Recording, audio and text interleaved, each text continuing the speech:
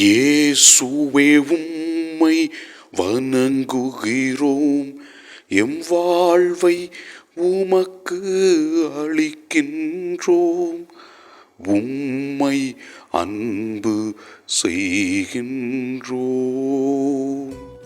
இயேசுவே ஆண்டவரே, நாங்கள் நம்பிக்கையோடு உம்மிடத்திலே வரும்பொழுது எங்கள் நம்பிக்கையை முன்னிட்டு எங்களுக்கு ஆசீர்வாதங்களையும் அற்புதங்களையும் செய்கிறவரே, நீர் செய்கிற எல்லா அற்புதங்களுக்காக நன்றி சொல்லி உம்மை ஆராதிக்கின்றோம்.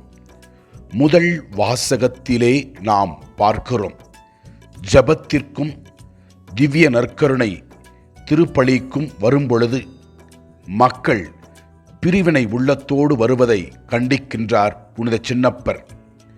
அனைவரும் ஒருவரை ஒருவர் ஏற்றுக்கொண்டு நல்ல மனதுடன் இறைவனை வழிபட வேண்டும் என்று விளக்குகின்றார். ஆண்டவரே, உமது அருள் பிரசனத்தில் இருக்கிற நாங்கள் எங்களுக்காக ஜெபிக்கிறோம். நல்ல ஒருமை பாட்டுடன் வாழ எங்களுக்கு அருள் தாரும்.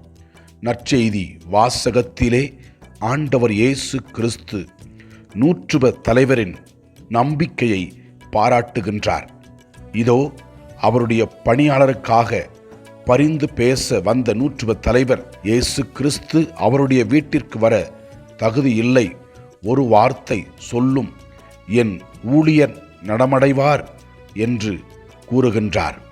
இதோ ஆண்டவரின் அருள் பிரசன்னத்தில் இருக்கிற நம்மையே நாம் ஒப்பு கொடுப்போம். நம்பிக்கையோடு நாம் ஜெபிப்போம்.